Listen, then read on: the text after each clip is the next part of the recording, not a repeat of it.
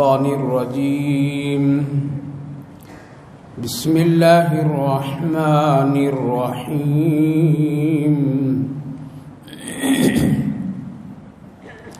لا يغرنك تقلب الذين كفروا في البلاد متاع قليل ثم مأواهم جهنم وبئس المهاد لكن الذين اتقوا ربهم لهم جنات تجري من تحتها الأنهار خالدين فيها نزلا من عند الله وما عند الله خير للأبرار وإن من أهل الكتاب لمن يؤمن بالله وما أنزل إليهم خاشعين لله لا يشترون بآيات الله ثمنا قليلا أولئك لهم أجرهم عند ربهم إن الله سريع الحساب يا أيها الذين آمنوا اصبروا وصابروا ورابطوا واتقوا الله لعلكم تفلحون صدق الله العظيم لا يغرنك تقلب الذين كفروا في البلاد اے حق طلبگار کہیں کافروں کا شہر میں چلنا پھرنا دھوکے میں نہ ڈال دے. متاع قلیل یہ تھوڑا سا فائدے والی زندگی ہے، پھر تو ان کا ٹھکانہ جہنم، اور جہنم بہت برا ٹھکانہ ہے. لیکن الذین اتقوا ربهم لهم جنات تجری من تحتها الانہار، لیکن وہ لوگ جو متقی ہیں، ڈرتے ہیں اپنے رب سے، تو ان لوگوں کے لیے جنت، ایسی جنت جن کے نیچے نہریں جاری ہمیشہ ہمیشہ رہیں گے. یہ اللہ کی نزلا من عند اللہ، اللہ کی یہ مہمان ہوں. وما عند اللہ خیر للابرار، اور جو کچھ اللہ کے پاس وہ بہت بہتر ہے نیکی کے کام کرنے والوں، یعنی ابرار لوگوں کے لیے. بھائی اور بزرگوں، گزشتہ مجلس میں قرآن کریم کی چند آیت مبارکہ پر روشنی ڈالا تھا، جس میں اہم بات اللہ تعالیٰ نے ارشاد فرمایا تھا کہ تم اگر مجھ سے جڑے رہنا چاہتے ہو تو ذکر کو لازم پکڑ لو، یعنی ذکر اللہ کو اپنی زندگی کا ایک حصہ بنا لو. چلتے پھرتے اٹھتے بیٹھتے جب چاہو مجھے تم یاد کرو، ہم بھی تم کو یاد کریں گے. اور جب یاد کرنے کرانے کا سلسلہ دونوں طرف سے ہو تو پھر یہ رشتہ بہت مضبوط ہو جاتا ہے. الذین یذکرون اللہ قیاما وقعودا. دوسری بات اللہ رب العالمین نے فرمایا ہے کہ اگر تم جہنم سے بچ گئے تو تمہارے لیے بہت بڑی کامیابی ہے، اور اگر نہیں بچ سکے تو تمہارے لیے ناکامی ہے. پتہ چلا کہ ہمیشہ آدمی کو جہنم سے بچنے کی مدد اللہ سے مانگتے رہنا چاہیے، اور ایسے کام کرنا چاہیے جو جنت والا کام ہو، تاکہ انسان کی جو آخرت کی کامیابی ہے وہ یہی سب سے بڑی کامیابی ہے. اس کے بعد اللہ تعالیٰ نے فرمایا تھا جو کچھ تم کرو گے، چاہے کرنے والا مرد ہو یا عورت ہو، چھوٹی نیکی ہو یا بڑی ہو، چاہے وہ بات کی ہو یا عمل کی ہو، کیسے بھی ہو، کہاں کی بھی ہو، ہم اس کی قدر کرتے اور اس کا بدلہ ہم تم کو دیں گے. چاہے وہ عورت کرے یا مرد کرے، اس لیے کہ اس سے پہلے والوں لوگوں نے جو جو نیکیاں کی ہیں ان کا ہم نے بدلہ خوب اچھی طرح دنیا میں دیا ہے، اور آخرت ان کے لیے بہت اچھی ہے۔ جیسے صحابہ کرام رضوان اللہ عنہم اجمعین کا ہجرت کرنا اور جہاد کرنا، اللہ کے راستے میں اپنا مال اور اپنی جان کو لگانا، یہ سب کچھ کیے وہ لوگ، تو اللہ نے ان کو اسی دنیا میں اسی زمین پر جنت کی بشارتیں سنا دی، اور وہ بہت کامیاب ہو کر کے اس دنیا سے چلے گئے۔ اس وقت جو آیت کریمہ پڑھا ہوں یہ بہت ہی اہم ہے، اور آج کے دور کے اعتبار سے اور اہم ہے۔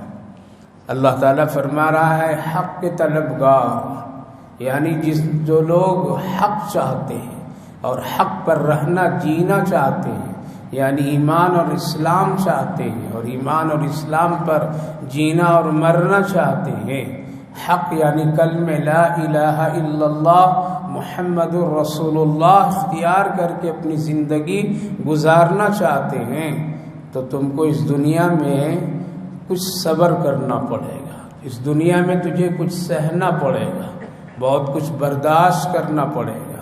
کیوں؟ تیرے مقابلے میں ایک دوسرے لوگ ہیں اور دوسری قوم ہوگی جن کو کلمے سے کوئی تعلق نہیں، ان کا دین اور حق سے کوئی تعلق نہیں، تو ان کی دنیا بہت اچھی ہوگی، ان کی دنیا کی زندگی بڑی خوبصورت ہوگی، ان کی دنیا کی زندگی بہت ہی چمک دمک اور لائق اور فائق ہوگی۔ تو کہیں ایسا نہ ہو کہ ان کی چمک دمک اور ان کا چلنا پھرنا، ان کی دنیا کی ترقیات اور ان کی دنیا کی شہرت، حکومت و سلطنت، باغ و بہار اور ساری چیزیں دیکھ کر کے کہیں تیرے دل میں کوئی الٹ پلٹ کا کام نہ ہو جائے، اور تیرے دل میں کوئی مایوسی نہ آ جائے، تیرے دل میں کہیں اللہ رب العالمین سے بے یقینی کی کیفیت نہ پیدا ہو جائے کہ یہ دیکھو یہ کافر ہے، کلمہ نہیں پڑھتا، اللہ پر ایمان نہیں رکھتا، یہ جنت اور جہنم پر ایمان نہیں رکھتا، یہ محمد الرسول اللہ صلی اللہ علیہ وسلم کو نہیں مانتا، پھر بھی اس کے پاس دنیا کیسی ہے، ان کا چلنا پھرنا کیسا ہے، ان کے بیوی بچے کیسے آزاد ہیں، ان کے پاس دولت اور سرمایہ کیسی ہے، ان کے پاس حکومتی اور مادی طاقتیں کیسی ہے، ان کا پہننا اوڑھنا کھانا پینا کیسے ہے۔ ہم کلمہ والے ہیں، ہم سنت والے ہیں، ہم قرآن پڑھنے والے ہیں، اللہ کو ماننے والے ہیں، لیکن میرے پاس میں یہ سب کچھ بھی نہیں ہے۔ تو اللہ تعالیٰ نے فرمایا لا یغرنک تقلب الذین کفروا فی البلاد، کافروں کے دنیا میں چلنا پھرنا، شہروں میں چلنا پھرنا، ان کے چمک اور دمک، ان کی حکومت و سلطنت، ان کی مادی اور فوجی طاقتیں، ان کی شہرت، ان کی تمام تجارتی پہلو اور کاروبار، ان کی ڈگریاں، ان کی پڑھائی، ان کی خوشیاں، اے مسلمانوں، اے ایمان والوں، اے میرے محبوب کے ماننے والوں، کہیں تم کو یہ سب دھوکے میں نہ ڈال دے۔ سن لو، اللہ فرمان متاع قلیل، لیکن یہ سب جتنی بھی چیزیں ہیں سب ایک متاع ہے، ایک وقتی فائدہ ہے، تھوڑا سا فائدہ ہے، اس کے سوا اور کچھ بھی نہیں۔ کافر بھی اس دنیا سے مرتا ہے تو چھوڑ کر کے مرتا ہے، کچھ لے کے نہیں جاتا، بلکہ اس کا جانا ایمان والوں سے بھی بدتر طریقہ ہوتا ہے۔ ان کا جانا دنیا میں سے جانا ان کا مسلمان اور ایمان والے سے بہت ہی کم درجے کے طریقہ ہوتا ہے، اور بہت ہی یوں کہہ لیجئے گھٹیا طریقہ ہوتا ہے۔ جو عزت، جو شرافت، جو محبت اور جو کیفیت ایک مردے کے ساتھ مسلمان انہیں اپناتے ہیں، اور ایمان والے ایک مردے یعنی مرنے والے کے ساتھ جو برتاؤ کرتے ہیں، جو عزت احترام کرتے ہیں اور جو اس کے ساتھ سلوک کرتے ہیں، یہ ان کے ساتھ نہیں ہے، اور ان کا جانا بھی بہت ہی عجیب و غریب ہے۔ لہذا وہ دنیا چاہے کتنی بھی بنا لیں پھر بھی ان کو بھی خالی ہاتھ جانا۔ تو متاع قلیل، اگر یہ کافروں کے پاس، جن کے پاس ایمان نہیں ہے، اگر ان کے پاس یہ ساری شہرت، یہ ساری چیزیں ہیں اور دنیا کی ساری خوشیاں ہیں، تو یہ متاع یعنی تھوڑے وقت کے لیے ایک فائدہ اٹھانے کے لیے، اس کے سوا اور کچھ بھی نہیں ہے۔ باقی تو چھوڑ کر کے آنا اس کو بھی ہے اور ایمان والے کو بھی ہے۔ اس لیے ایک ہی ساتھ بادشاہ بھی خالی ہاتھ جاتا ہے اور ایک ہی ساتھ ایک غریب مسلمان بھی خالی ہاتھ بھی چلا جاتا ہے۔ تو میرے بھائیو بزرگو، آج دنیا میں جو دیکھ رہے ہیں ہم لوگ، آج دنیا کی جو نقشہ ہے آج ہمارے اور آپ کے سامنے، کہ ان کے پاس فوجی طاقت، اس کے پاس ہتھیاروں کی طاقت، اس کے پاس میں ایک سپر پاور کی طاقت، اس کے پاس میں مارنے اور مرنے کے بہت سارے حربے اور طریقے، ان کے پاس میں ظلم اور زیادتی کرنے کی مشینیں، ان کے پاس مادی طاقتیں اور ہنر اور صنعت سب کچھ ہے، لہذا وہ کہیں ایسا تو نہیں کامیاب۔ اللہ فرمایا متاع قلیل، ان کے پاس جو بھی چیزیں تم دیکھ رہے ہو وہ متاع ہے، ایک مختصر اور تھوڑے سے وقت کے لیے فائدہ اٹھانے والی چیز ہے۔ متاع کس کو، متاع کیا ہے اور متاع کس کو کہتے ہیں؟ متاع،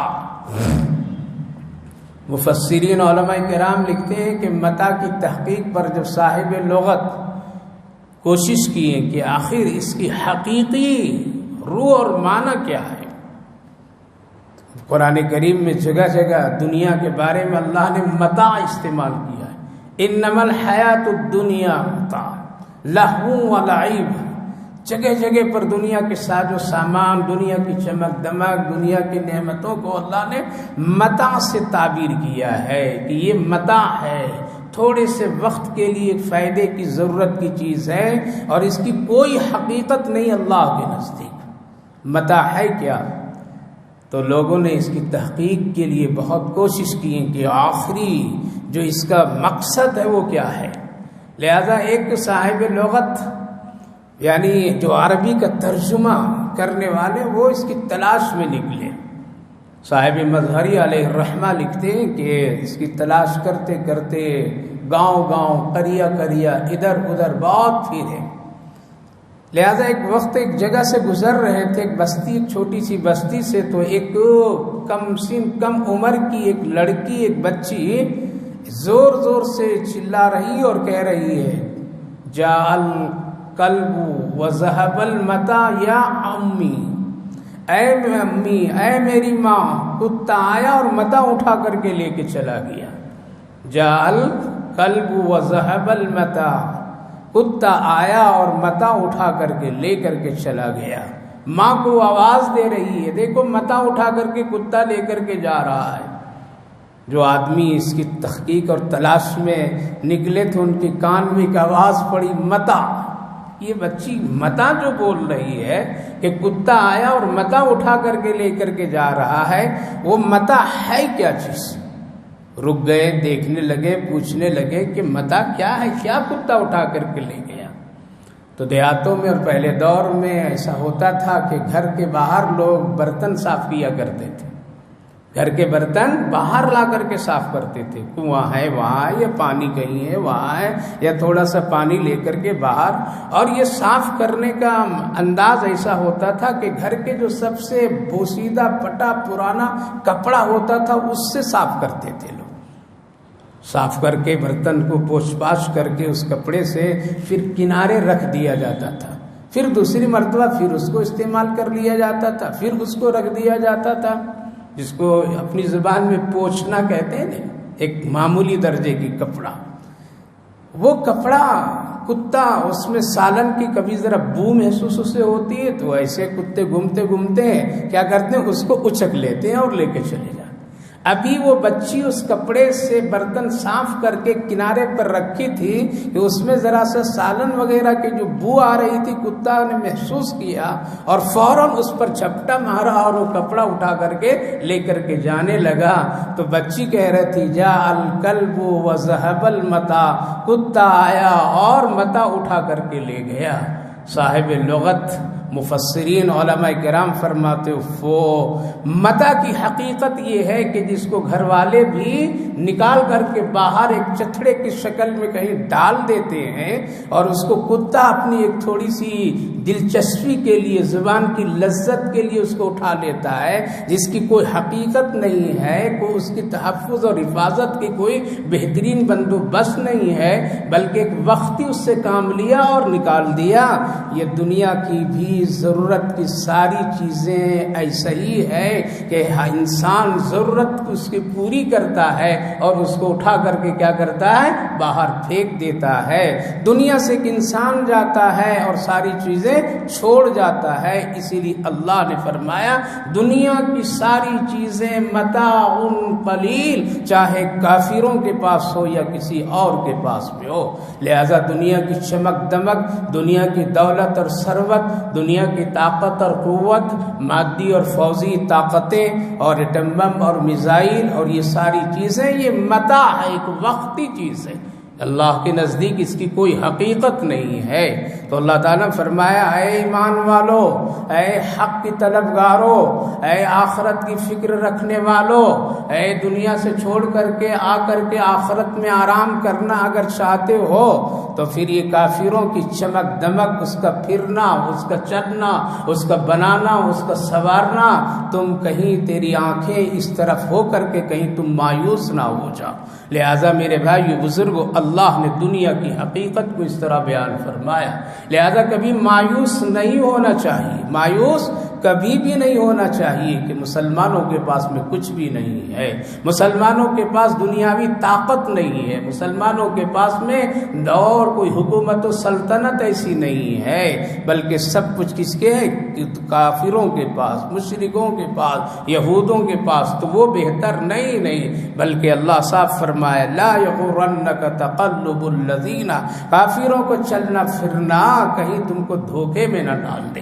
آج بہت سارے لوگ یہ سمجھ کر کے اسلام سے بدظن ہو گئے ہیں، بہت سارے لوگ یہ سمجھ کر کے اپنے ایمان کا سودا کر بیٹھے ہیں، بہت سارے لوگ یہی ساری چیزیں سمجھ کر کے اور اپنے دلوں میں جگہ دے کر کے مایوس ہو کر کے بیٹھے ہوئے کہ مسلمانوں کے پاس میں کیا ہے، کہاں ہے اس کا اللہ، کہاں ہے اس کا قرآن کی مدد کی وہ باتیں، کہاں ہیں رسول اللہ صلی اللہ علیہ وسلم کی بتائی ہوئی سنت کی طاقتیں، کہاں چلی گئی؟ آج بہت سارے لوگ انہی حالات سے مایوس ہو کر کے وہ کیا ہیں؟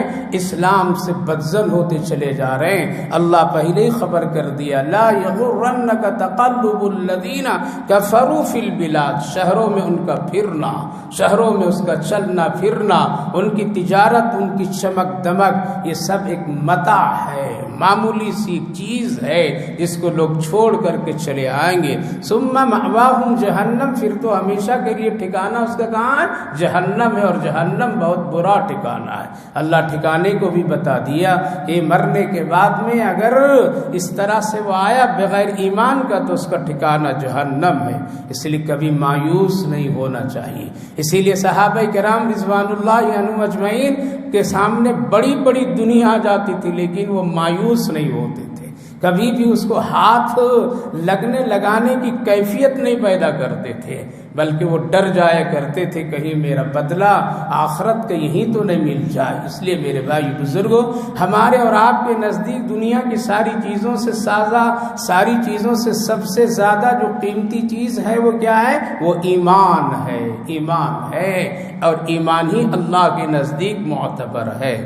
متاع قلیل ثم مأواہم جہنم وبئس المہاد لیکن الذین اتقوا ربہم لہم جنات تجری، لیکن جو لوگ متقی پرہیزگار دنیا کی چمک دمک میں آ کر کے متاثر نہیں ہوتے بلکہ تقوی اللہ سے ڈر کر کے زندگی گزارتے ہیں، تو ان کے لیے ایک ایسی جنت جن کے نیچے نہریں جاری ہیں اور وہ ہمیشہ رہیں گے۔ یہ کون ہوں گے؟ نزلا من عند اللہ، یہ اللہ کے مہمان ہوں گے، جنت میں اللہ کے مہمان ہوں گے۔ اس لیے بار بار جنت میں اللہ رب العالمین حضرت جبریل علیہ السلام سے کہیں گے جاؤ جاؤ ذرا دیکھو کہیں میرے مہمانوں کے کوئی تکلیف تو نہیں ہے۔ سوچئے پیدا کرنے والا ہم سب کا خالق و مالک کیا کہیں گے جنت میں؟ میرے مہمان، ان کو کوئی تکلیف نہ ہو۔ جس طرح گھر کا میزبان اپنے مہمان کا پورا خیال رکھتا ہے، اس سے زیادہ کہیں اللہ رب العالمین جنتیوں کا خیال رکھے گا۔ تو میرا مہمان ہے، اب تجھے یہاں کوئی تکلیف نہیں دی جائے گی۔ نزلا من عند اللہ، اور اللہ کے پاس جو کچھ بھی تمہارا ہے نیک کام کرنے کی وجہ سے، نیک بننے کی وجہ سے، وہ دنیا اور دنیا مافیا سے بہت ہی بہتر ہے۔ وَإِن مِّنْ أَهْلِ الْكِتَابِ إِلَّا لَيُؤْمِنَنَّ بِاللَّهِ وَمَا أُنزِلَ إِلَيْكُمْ۔ مدینہ طیبہ میں 2 طرح کے لوگ تھے، اور یوں کہہ لیجیے آگے 3 طرح کے لوگ۔ ایک مخلص مسلمان تھے، ایک منافق مسلمان تھے، اور ایک کھلے ہوئے یہود و نصارہ کی جماعت تھی۔ کفر وہاں مدینے میں بہت کم، کفر پورا کا پورا مکہ میں، کفار و مشرکین کی تعداد، ان کی آبادی مکہ المکرمہ میں، یہود و نصارہ کی آبادی کہاں؟ مدینہ طیبہ میں۔ ان میں سے بھی کچھ لوگ ایسے مخلص لوگ بھی تھے جو اس انتظار میں تھے کہ آخری نبی حضرت محمد صلی اللہ علیہ وسلم جب آئیں گے تو ہم ان پر ایمان لائیں گے، اس لیے وہ لوگ مدینے میں آ کر کے ٹکے ہوئے بھی تھے، اور بہت سارے لوگ اس انتظار میں تھے۔ اور ایک وہ طبقہ تھا جو نبی اکرم صلی اللہ علیہ وسلم سے غایت درجے کی وہ دشمنی کیا کرتے تھے، یہود و نصارہ کا ایک طبقہ تھا مدینہ طیبہ میں، وہ بھی موجود تھے۔ لیکن اللہ کے رسول صلی اللہ علیہ وسلم ان لوگوں کی بڑی قدر فرماتے تھے جو لوگ دین اور اسلام کو قبول کر لیے تھے، یعنی یہودیت کو، نصرانیت کو چھوڑ کر کے جو دین اسلام کو قبول کیے تھے، اللہ کے یہاں بھی ان کی بڑی عزت، اور رسول اللہ کے یہاں بھی بڑی عزت، بہت عزت۔ اللہ خود فرمایا کہ بعض ایسے اہل کتاب یعنی یہود و نصارہ میں جو بڑی اخلاص، بہت ہی اخلاص کے ساتھ، تواضع و انکساری کے ساتھ اسلام کو قبول کیے، اللہ کو قبول کیے، رسول کو قبول کیے، اللہ ایسے لوگوں کی تعریف بھی کرتا ہے اور ایسے لوگوں کی قدر بھی کرتا ہے۔ کتنی قدر؟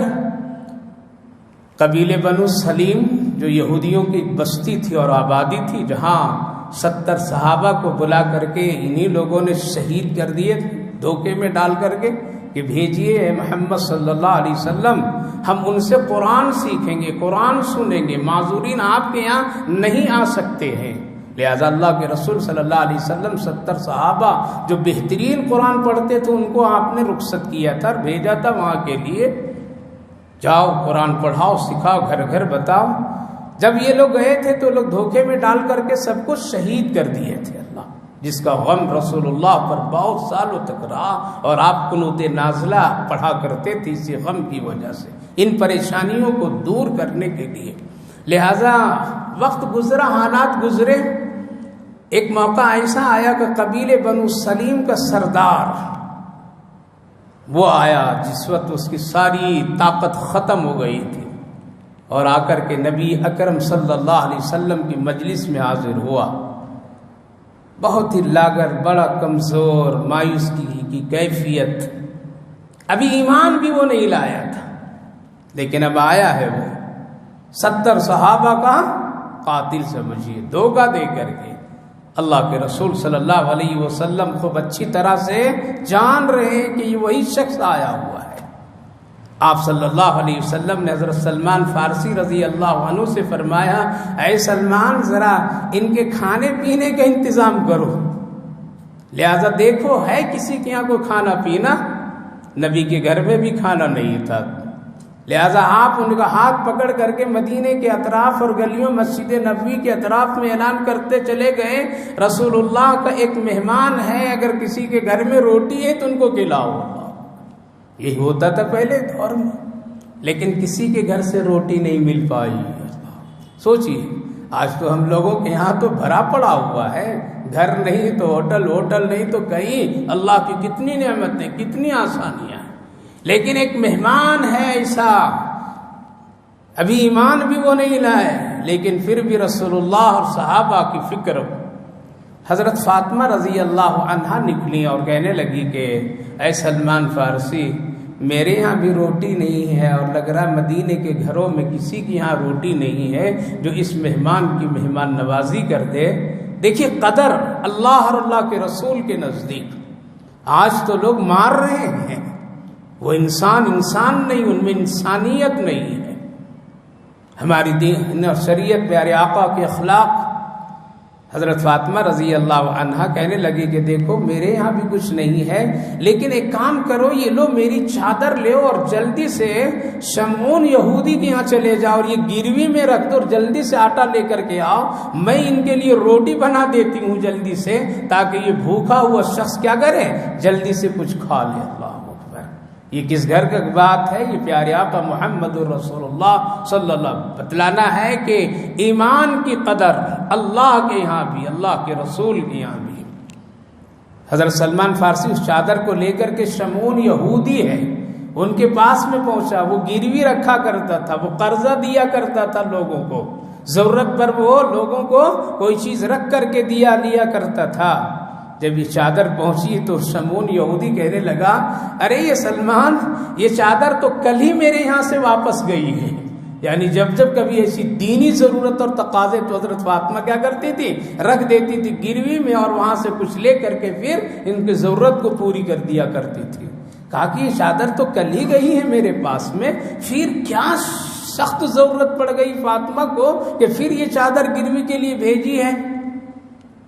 کہا کہ تمہارا کام دینے کا ہے، پوچھنے کا نہیں ہے۔ کہا کہ نہیں، مجھ پر اس پہ بہت حیرت ہے، تعجب ہے، بتاؤ آخر کیا ہے؟ لہذا وہ شمعون یہودی کے بار بار پوچھنے پر حضرت سلمان فارسی رضی اللہ عنہ نے کہا کہ مسئلہ ایسا ہے کہ بنو سلیم کے قبیلے کے سردار اس وقت میں آیا ہے اور اس کو روٹی کھلانے کی ضرورت ہے، مدینے کے مسلمانوں کے پاس میں اس وقت میں کھانا نہیں ہے کہ اس کو کھلا دے اور مہمان نوازی کر دے۔ فاطمہ رضی اللہ عنہا نے چادر بھیجی ہے تاکہ جلدی سے کچھ روٹی آٹا کا انتظام ہو جائے اور اس قبیلے کے سردار کو ذرا کھانا کھلا لے۔ وہ بھی جانتا تھا کہ بنو سلیم، قبیلے بنو سلیم کا وہ سردار کتنا بڑا دشمن تھا نبی کا ایک وقت میں، 70 صحابہ کو جس نے شہید کیا ہے، اس کو کھلانے کے لیے محمد کی بیٹی چادر، کیا اخلاق اور کیا شان اور کیا ان کے اندر ہمدردی اور محبت۔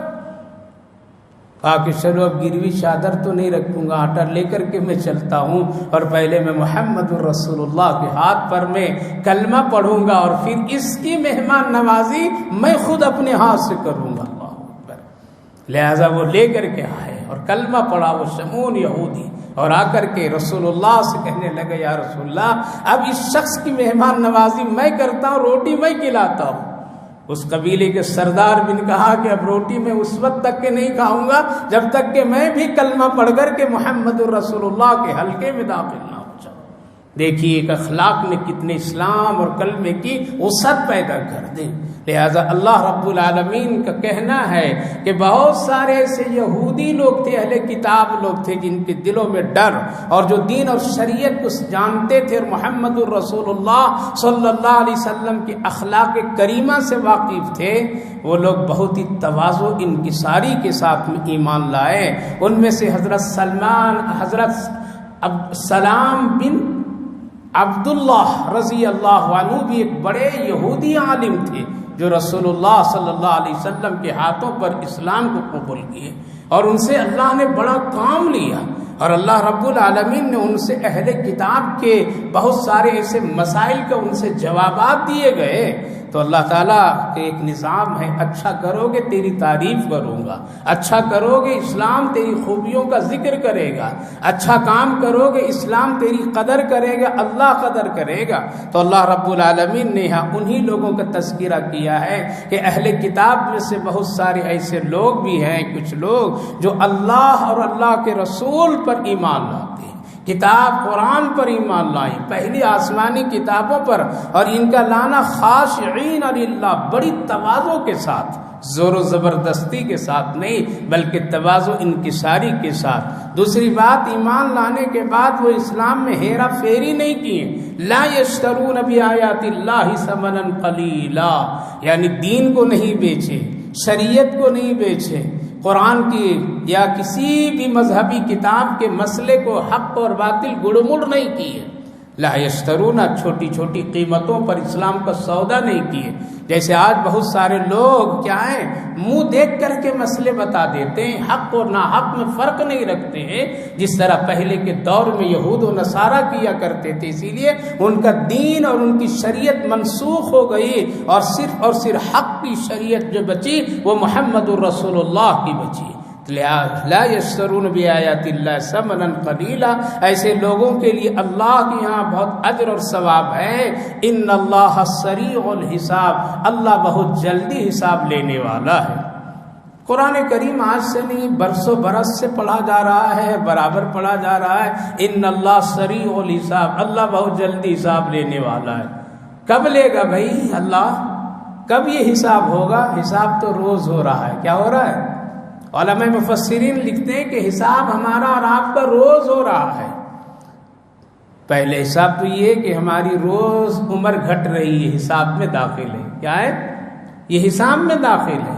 اگر ایک انسان کی عمر کتنی 80 سال کی ہے، ایک دن گزارا، ایک رات گزار لیا تو کیا ہو گیا؟ ایک دن گھٹ گیا. حساب چل رہا ہے نا، حساب چل رہا ہے. ہمارا اور آپ کا نیکی اور برائی کا حساب فرشتہ لکھ رہا ہے، حساب چل رہا ہے.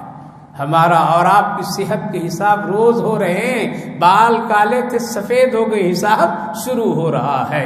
طاقت جسم میں قوت تھی کم ہو گئی، حساب چل رہا ہے.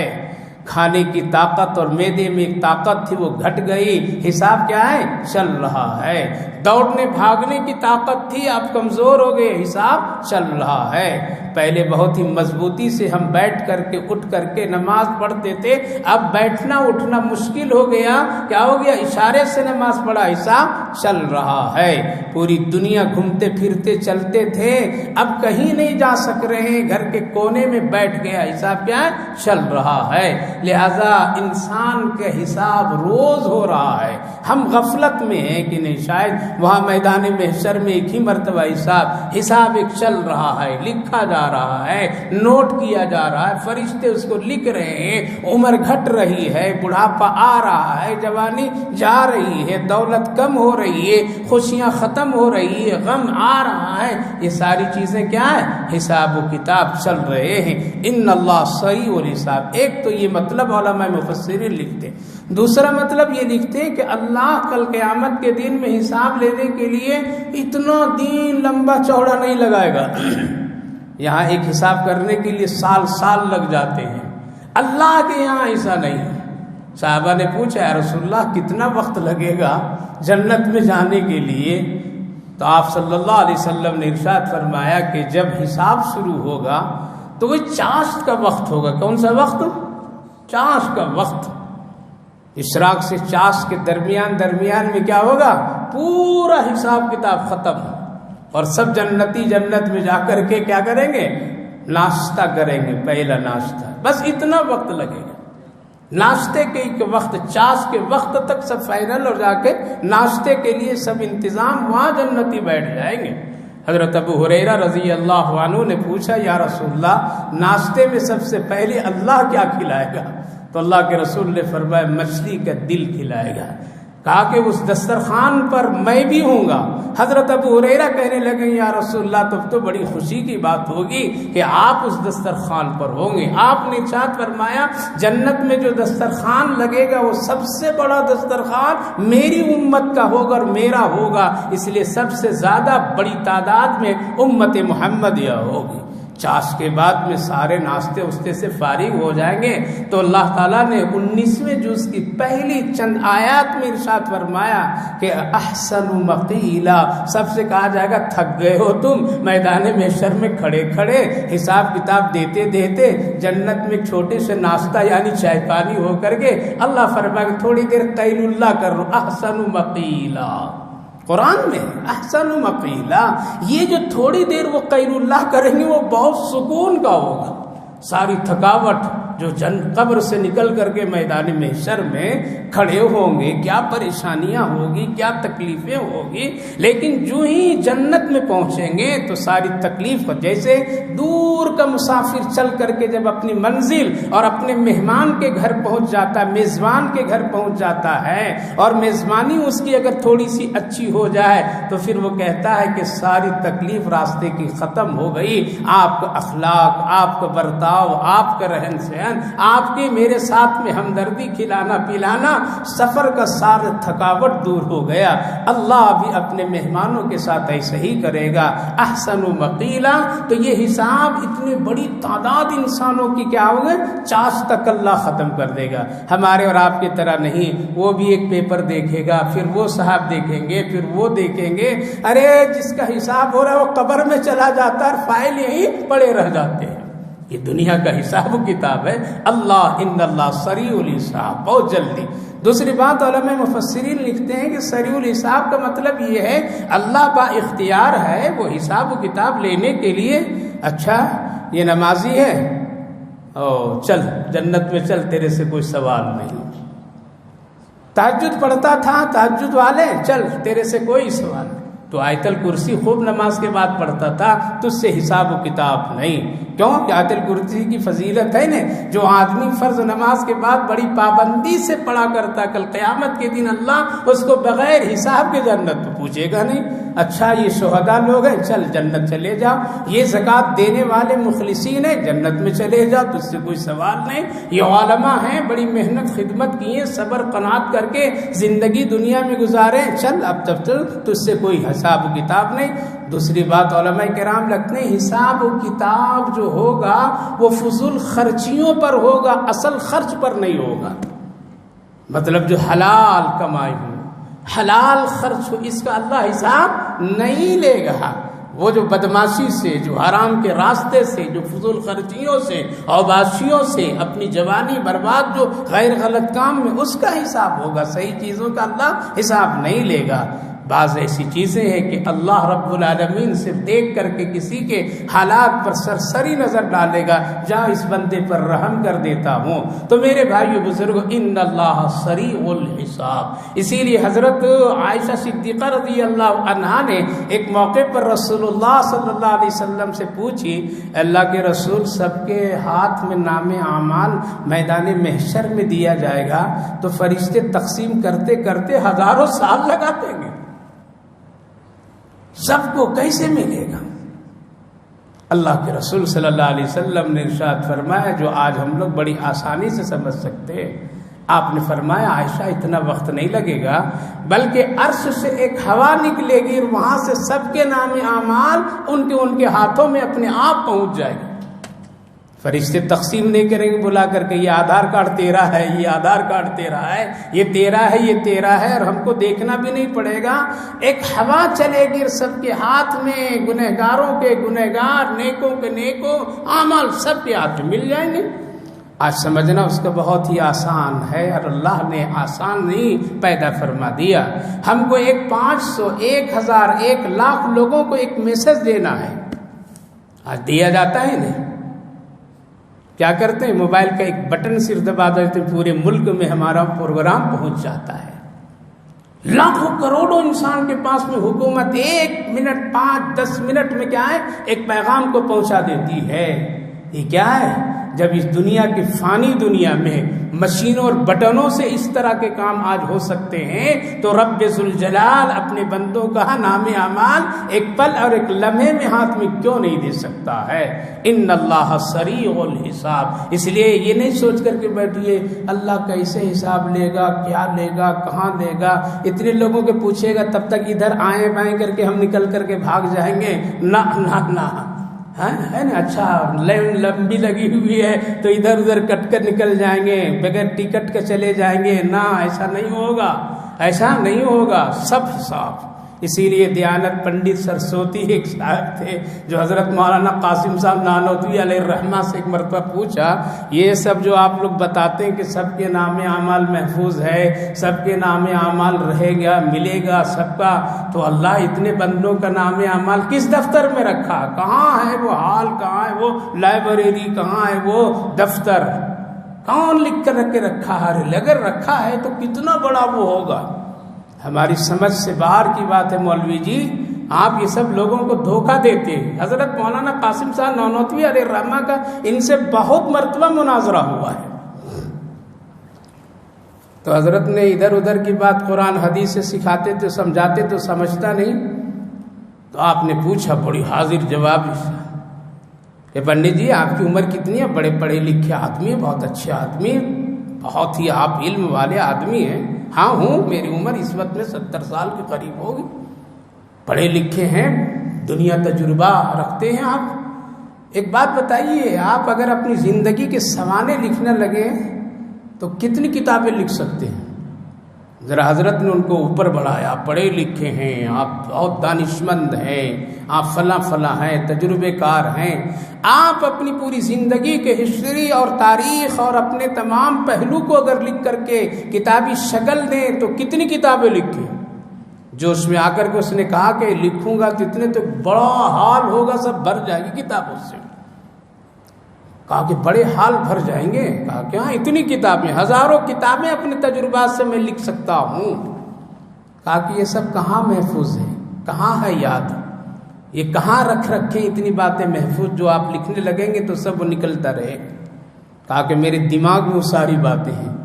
آپ نے فرمایا 1000 کتاب اور دماغ دونوں کو ذرا برابر کرو، دماغ تو اتنے بڑا ہے، دماغ تو چھوٹا سا ہے، پھر یہ کتابیں، یہ حال، یہ دفتر اتنا بڑا، جب اتنی چھوٹے سے چھوٹے سے دماغ میں اتنی باتیں سمائی ہوئی ہے اور محفوظ ہے، تو جس نے دماغ کو بنایا ہے وہ پروردگار اعمال نامے کو محفوظ کیسے نہیں رکھ سکتا ہے؟ جب حضرت نے دلائل کے ساتھ اس طرح پیش فرمایا تو وہ پنڈت کہنے لگا، ارے مولوی قاسم تو نہیں بولتا ہے، تیرے پیٹ میں خدا بولا کرتا ہے۔ آج مجھے سمجھ میں آ گیا کہ کہاں حساب ہوگا اور کیا ہوگا۔ میرے بھائیو بزرگ، وہی بھلیا آج لوگ سمجھا رہے ہیں، کچھ نہیں ہوگا، ایسا ہوگا، ان اللہ سریع الحساب، اللہ ضرور حساب لے گا۔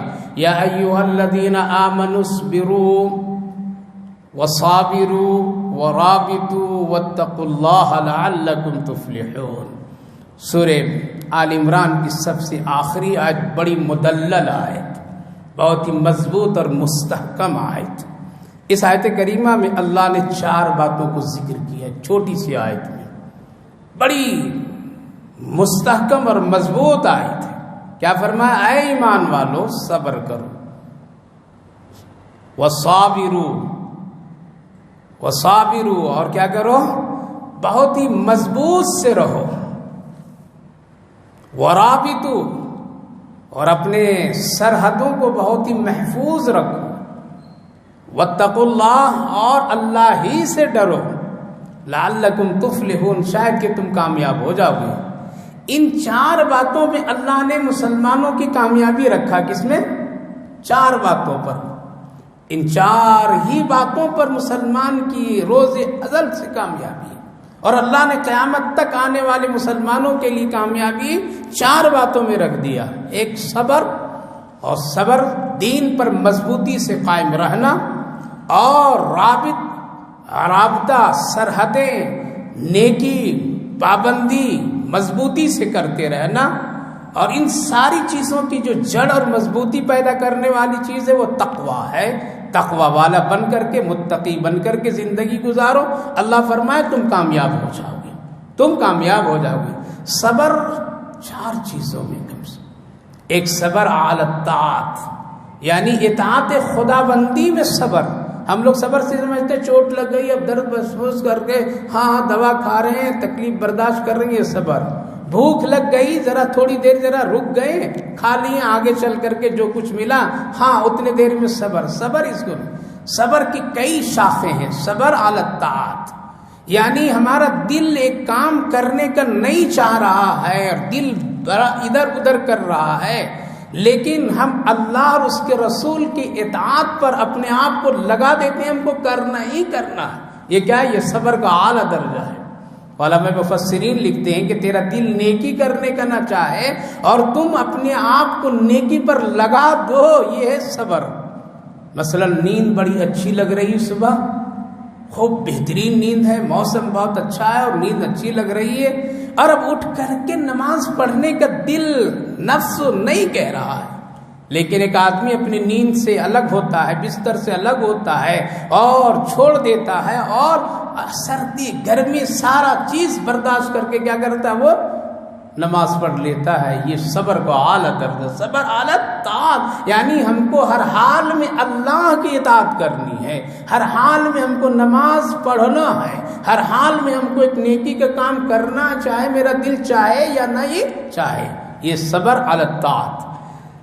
صبر عن المعاصی، یعنی گناہوں پر صبر کر لینا۔ میرے جیب میں پیسے ہیں، ہم حرام چیز کھا سکتے ہیں، گناہ کر سکتے ہیں، زنا کر سکتے ہیں، بدکاری کر سکتے ہیں، ماحول ہے، سب کچھ ہے، آزادی ہے، لیکن پھر بھی ہم گناہ نہیں کر رہے ہیں صرف اس لیے کہ میرا اللہ ناراض ہو جائے گا۔ کیا یہ گناہ پر آدمی صبر کر رہا ہے آزادی، کوئی روکنے والا نہیں۔ آج اگر کوئی مسلمان جا کر کے شراب خانے پر شراب پی لے، کوئی روکنے والا نہیں، کوئی کہنے والا بھی نہیں۔ زنا کرنے والا زنا کر لے، کوئی روک ٹوک کرنے والا نہیں ہے، لیکن ایک آدمی صرف اس لیے رک رہا ہے کہ میرا اللہ ناراض ہو جائے گا، میرا ایمان چلا جائے گا، میرے ایمان کمزور ہو جائیں گے، لہذا طاقت رہنے کے باوجود بھی گناہ کا نہیں کرنا، یہ کیا ہوا؟ صبر عن المعاصی، یعنی گناہ پر صبر کر لیا۔ طاقت ہے اس لیے کبھی کبھی انسانوں کے دل میں ایک بات آتی ہے، رے کل کتنا اچھا موقع تھا، کل کتنا اچھا وقت تھا میرا، کتنی اچھی خوشیاں تھی، آزاد تھا، یہ بھی گناہ کر سکتا تھا، توبہ کر لیا ہوتا آج، کل بھی یہ گناہ کر لیتا، آج توبہ کر لیا ہوتا، وقت چلا گیا، جیب خالی ہو گئی، جوانی چلی گئی، اب نہیں کیا، اس وقت میں بہت افسوس ہوتا ہے۔ کبھی کبھی شیطان خیالات دلاتے ہیں کبھی کبھی کہ وہ موقع کتنا اچھا تھا، کر لیا ہوتا تو آج توبہ کر لیا ہوتا، لیکن اس وقت آدمی گناہ نہیں کیا، صرف کیا کیا؟ صبر کیا۔ یہ صبر ہے، یہ صبر ہے، گناہ پر صبر کر لینا، طاقت رہنے کے باوجود نہ کرنا، یہ صبر اللہ کو بہت ہی پسند ہے۔ اس پر بڑی بڑی مغفرتوں کے فیصلے ہوتے ہیں، بڑی بڑی مغفرتوں کے اس پر اللہ کا انعام ہوتا ہے۔ تیسرا ہے صبر علی المصائب، یعنی مصیبتوں پر صبر کرنا۔ جیسے آج کل کے حالات ہیں ہمارے اور آپ کے سامنے، کٹ رہے ہیں، کاٹے جا رہے ہیں، مارے جا رہے ہیں، شہید ہو رہے ہیں، لوٹے جا رہے ہیں، سب کچھ ہو رہا ہے، بیماریاں آ رہی ہیں، تکلیفیں ہو رہی، رکاوٹیں ہو رہی ہے۔ ان ساری مصیبتوں پر ایک مومن یہی کہتا ہے کہ اللہ جو چاہے گا وہی بہتر ہوگا۔ یہ کیا ہو گیا؟ مصیبت پر ایک آدمی صبر کر رہا ہے اور اپنا معاملہ کس پر چھوڑ رہا ہے؟ اللہ پر چھوڑ رہا ہے۔ اس یعنی کیسی بھی مصیبت آ جائے وہ صبر کرتا ہے کہ اللہ ہی اس کا حل کرے گا۔ جیسے کہ صحابہ کرام رضوان اللہ عنہم اجمعین پر بڑی بڑی مصیبتیں آئی، لیکن وہ یہی کہتے رہے حسبنا اللہ و نعم الوکیل، میرے لیے تو میرا اللہ کافی ہے۔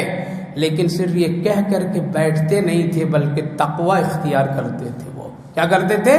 تقوی اختیار کرتے تھے، تقوی پر ان کی زندگی گزرتی تھی، اللہ اس کے رسول پر اطاعت پر ان کی زندگی گزرتی تھی۔ لہذا ان تمام چیزوں پر صبر، مضبوطی اور یہ ساری چیزوں کے اعتقاد کے ساتھ میں کر لینے کے بعد ایک مسلمان کے لیے پھر کیا ضروری ہے؟ وہ تقوی کے ساتھ ان ساری چیزوں کو اپنائے تو انشاءاللہ اس کو کامیابی ہے۔ دوسری ایک بات، وہ رابطو کہا گیا کہ تم اپنی سرحدوں کو بہت ہی مضبوط رکھو، یعنی اپنی بستی میں، اپنے ملک میں، اپنے کسی بھی دوسرے لوگوں کو داخل نہیں ہونے دینے کے لیے رات میں پہرہ داری کرنا، سرحدوں پر رکنا، سرحدوں پر اپنی جان مال لگا کر کے حفاظت کرنا۔ وہ رابطو اس کو کہتے ہیں، رابطو یعنی اپنے مربوط، جس کو رباط الخیل، اس کے لیے گھوڑا کوئی پالتا ہے، کوئی ہتھیار کو پالتا ہے، کوئی اپنے کو مجاہدے میں لگاتا ہے اور اپنے ملک کی سرحد کی حفاظت کرتا ہے۔ اللہ فرماتا ہے یہ کام تم ہر حال میں کرنا، اسی میں تمہاری کامیابی ہے۔ اسی لیے صحابہ کرام رضوان اللہ عنہم اجمعین کو جہاں اللہ کے رسول فٹ کر دیتے تھے وہاں وہ فٹ ہو جاتے تھے، وہاں سے ہٹتے نہیں تھے۔ غزوہ خندق کے موقع پر دیکھ لیجئے، صحابہ ڈٹ گئے، ڈٹ گئے کہ کسی کافر کو اپنے شہر میں آنے نہیں دیں گے، اور بڑے سے بڑے خندق کو کھود دیے 12-13 دنوں کے اندر میں، اور ایک دم ڈٹے رہے اس میں۔ یہ کیا ہے؟ ورابطو، لہذا اپنے ملک کی سرحدوں کی حفاظت کرنا ایک ایمانی شان ہے۔ اللہ کے رسول صلی اللہ علیہ وسلم نے اس پر بڑی بڑی فضیلتیں ارشاد فرمائی، یہاں تک کہ فرمائے ایک آدمی اگر اپنے ملک اپنے شہر کی حفاظت کے لیے اگر وہ پہرہ داری کرتا ہے اور ایمان اسلام عزت آبرو بچانے کے لیے وہ اپنی جان دیتا ہے اور وقت لگاتا ہے تو رمضان کے روزوں کی طرح اس کو ثواب بھی ملتا ہے۔ تو رابطو کا ایک مطلب یہ سرحدوں کی حفاظت کرنا، دوسرے مطلب علماء مفسرین لکھتے ہیں اور رابطو کا مطلب یہ ہے ایک نماز سے دوسری نماز کا انتظار کرنا، یہ بھی کیا ہے؟ سرحد ہے۔ یعنی آدمی ایک نماز سے فارغ ہوا پھر دوسری نماز کا وہ انتظار کر رہا۔ انتظار کا مطلب یہ نہیں ہے کہ آپ مسجد ہی میں بیٹھے رہیے دکان بند کر کے۔ بعض لوگ یہ سمجھتے ہیں کہ نماز کا انتظار تو مسجد میں بیٹھ جاؤ، بیوی بچوں سے نہیں ملو، جا کے دکان تجارت نہیں کرو۔ نماز کا انتظار کا مطلب یہ ہے کہ آپ سب کچھ کرتے رہیے لیکن جب وقت نماز آ جائے تو سب چھوڑ کے نماز کے لیے آ جائیے۔ یہ کیا ہوگی؟ ورابطو، یعنی ایک آدمی اپنا رابطہ، اپنا تعلق اور اپنی کوشش اللہ سے جڑے رکھا ہے، یعنی سب کچھ کر رہا ہے، دکان پر بیٹھا ہے، بیوی بچوں کے ساتھ میں ہے، گھر کے کھیتی باڑی کام میں لگا ہوا ہے، لیکن وقت نماز کی سب چھوڑ دیا اور سیدھے کہاں؟ مصلی پر آ گیا۔ یہ ہے نماز کا انتظار کرنا، یعنی ایک نماز سے دوسرے نماز کا خیال رکھنا کہ جب وقت آ جائے گا ہم اس کو پہلے اس کو ادا کریں گے اور اس کی نماز کو روکنے والی کوئی چیز اس کے آڑے نہ آئے۔ یہ کون ہے؟ اس کو رابطو کہتے ہیں۔ ایسے لوگوں کو بہت ثواب۔ حدیث پاک میں نبی اکرم صلی اللہ علیہ وسلم نے ارشاد فرمایا کہ جو آدمی ایک نماز فارغ ہونے کے بعد دوسری نماز کی فکر میں رہتا ہے تو باقی کام اللہ اس کے خود بخود کرا دیتے ہیں۔ اس لیے اس میں بڑی برکت ہے۔ اللہ کے رابطے میں وہ آدمی رہتا ہے، اللہ کے تعلقات میں وہ آدمی رہتا ہے، شیطان کے سرحد اپنے لیے مضبوط رکھتا ہے، شیطان کو آنے نہیں دیتا ہے۔ اس لیے ایک آدمی ایک نماز کے بعد دوسری نماز پڑھ لیا تو گویا کہ وہ رابطو کے عمل میں موجود ہے۔ تو یہ 3 چیزیں ہو گئی۔ چوتھی چیز واتقوا اللہ، اسلام کی مضبوطی، مسلمانوں کی مضبوطی جو ہے وہ کس میں؟ تقوی میں ہے۔ جس کے پاس، جس جماعت کے پاس، جس قوم کے پاس، جس حکومت و سلطنت کے پاس میں تقوی کی زندگی جتنی اعلیٰ ہوگی اتنی کامیابی ہوگی۔ ان کے پاس چاہے مارنے کے لیے ہتھیار ہو یا نہ ہو، اگر تقوی ہے تو اللہ اس کو کامیاب کر دے گا۔ اسی لیے بدر کی لڑائی میں تقوی ہے، ہتھیار نہیں ہے۔ کیا ہے؟ وہاں تقوی ہے، ہتھیار نہیں ہے۔ ہتھیار تو ہے ہی نہیں، 8 تلواریں تھیں اور 313 لوگ لڑنے والے تھے، ہتھیار نام کی کوئی چیز نہیں تھی۔ لہذا صحابہ نے کیا کیا؟ بعض لوگ تو کھجور کی شاخیں توڑ کر کے اس میں کپڑے لپیٹ کر کے تلوار کی طرح ٹیڑھی شاخوں کو ایسے سے ہلاتے تھے۔ حضرت ابو سفیان جب ایمان لائے تو کہنے لگے ارے تیرے ہاتھ میں وہ ٹیڑھی شاخوں میں جو کپڑے لپیٹ کے دکھا رہا تھا اس وقت میں وہ تو میری آنکھوں میں چمکتی ہوئی تلوار نظر آتی تھی۔ اللہ، یہ کیا؟ یہ تقوی کام آ رہا ہے۔ آج ہیں لوگ لڑنے والے، آج ہیں دشمن سے مقابلہ کرنے والے، آج ہیں دشمن کے خلاف بولنے والے، لیکن ان کی زندگی تقوی سے خلاف ہے، خالی ہے۔ یہودیوں کی شکل میں لڑنے کے لیے جائیں گے، کامیابی کہاں ہوگی؟ چہرے مہرے ان کے جیسے بنا کر کے جائیں گے، ان سے بات کرنے کے لیے کہاں ہوگا؟ اس لیے آج پورے اسلامی ملک جس کو ہم اور آپ کہتے ہیں، جس کو ہم اور آپ اس وقت میں اسلامی ملک کے بادشاہ لوگ سمجھتے ہیں کہ یہ مسلمانوں کا بادشاہ، لیکن اس کے رنگ یہودیوں کا رنگ ہے، اس پر ان کا لباس یہودیوں کا لباس ہے، ان کے چہرے پر سنت رسول اللہ نہیں ہے، ان کے اندر بھی تقوی سے خالی ہے۔ وہ وقت پر آتے ہیں تو ناچ گانے میں بھی شامل ہو جاتے ہیں، وہ کبھی قبر پر بھی جھک جاتے ہیں، وہ کبھی بت خانوں پر میں بھی گر جاتے ہیں، وہ کبھی جا کر کے شراب خانوں میں بھی ان کے ساتھ بیٹھ جاتے ہیں۔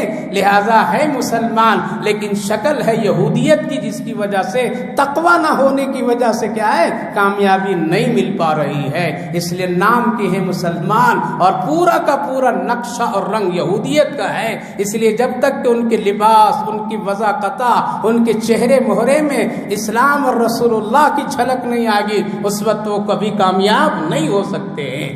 اس لیے کہ اس وقت پوری دنیا کے اسلامی ملک کے بادشاہوں کو ایک صف میں کھڑے کر دیجئے، قسم خدا کی نہیں معلوم ہوگا کہ یہ کلمہ لا الہ الا اللہ کے غلام ہیں یا اور کسی کا غلام ہے۔ لہذا تقوی بہت ضروری ہے، اسی لیے اللہ نے کامیابی فرمایا یا ایھا الذین آمنوا اصبروا، اے ایمان والو تو صبر کرو ہر حال میں، صبر ہی میں کامیابی ہے، لیکن صبر کے ساتھ ساتھ تدبیر بھی ضروری ہے۔ کیا ہے؟ تدبیر بھی ضروری ہے۔ وَأَعِدُّوا لَهُم مَّا اسْتَطَعْتُم مِّن قُوَّةٍ مِّن رِّبَاطِ الْخَيْلِ، اس کا بھی عمل ضروری ہے۔ لہذا صحابہ زخمی کھاتے تھے، صبر کرتے تھے اور پھر دوبارہ میدان میں کود جاتے تھے۔ تو تدبیر بھی ضروری ہے صبر کے ساتھ میں۔ وصابروا، اور مضبوطی سے قائم رہیے، ہٹیے نہیں، سوداگر نہ بنیے، ایمان کو بیچنے والا نہ بنیے، مایوس نہ ہوئیے۔ ورابطوا، اور اپنے رابطہ اللہ سے اور اسلامی سرحدوں سے بہت ہی مضبوط رکھیے، نماز کی ہر حال میں پابندی کیجیے، کامیابی اس میں۔ واتقوا اللہ، اور تقوی والی زندگی، ہر حال میں اللہ سے ڈرنے والی زندگی بنائیے۔ تو اللہ آخری جملہ فرماتا ہے لعلکم تفلحون، تم کامیاب ہو جاؤ گے۔ تو کامیابی اللہ نے ان اعمال میں رکھا ہے، ان اعمال کو چھوڑ کر کے جتنی بھی تدبیریں شکلیں اختیار کی جائے گی وہ ناکامی ہی کی شکل ہوگی، کامیابی کی نہیں ہوگی۔ الحمدللہ آج سورہ آل عمران مکمل ہوئی ہے، تقریباً 2.5-3 سال کے عرصہ ہونے اب چلا ہے، اور اللہ رب العالمین نے پابندی کے ساتھ میں ترتیب وار آیات مبارکہ کے ساتھ میں 2 سورتیں آج مکمل سمجھیے، ایک سورہ بقرہ اور سورہ آل عمران، جو قرآن کریم کی ایک بڑی سورت کہلاتی ہے۔ اللہ جزائے خیر دے آپ سبھی حضرات کو جو پابندی سے قرآن کریم کی اس بابرکت مجلس میں سنا کرتے ہیں، بیٹھتے ہیں، آتے ہیں اور اس کی فکریں کرتے ہیں۔ اللہ سب کو جزائے خیر عطا فرمائے۔ سب کے حق میں دعا کرتا ہوں، میرے حق میں بھی دعا کریں۔ آنے والی سورت سورۃ النساء ہے، یہ بھی قرآن کریم کی ایک تیسری بڑی سورت ہے۔ اس میں بھی اللہ نے بہت سارے گھریلو معاشرتی مسائل کو بڑی وضاحت کے ساتھ ذکر فرمایا ہے، جس کو حضرت عمر رضی اللہ عنہ پوچھا کرتے تھے جب کوئی آتا تھا آپ کی خدمت میں کہ میری لڑکی کا نکاح پڑھا دیجیے یا میرے لڑکے کا نکاح پڑھا دیجیے، تو آپ فرماتے تھے سورہ نساء اور سورہ نور ان کو پڑھایا ہے یا نہیں پڑھایا ہے؟ اگر پڑھایا ہے تو نکاح پڑھاؤں گا، اور اگر نہیں پڑھایا ہے تو نہیں پڑھاؤں گا۔ اس لیے زندگی بہتر اور خوبصورت معاشرتی زندگی گزارنے کے لیے سورہ نساء ہی ہمارے اور آپ کے لیے ایک خوبصورت زندگی بنا سکتی ہے۔ اس لیے آنے والی سورت کو بھی بڑی پابندی سے سنیں سمجھیں، انشاءاللہ ایک بہترین قرآن کریم کی روشنی میں زندگی گزارنے والے بن سکتے ہیں۔ اللہ آپ کو بھی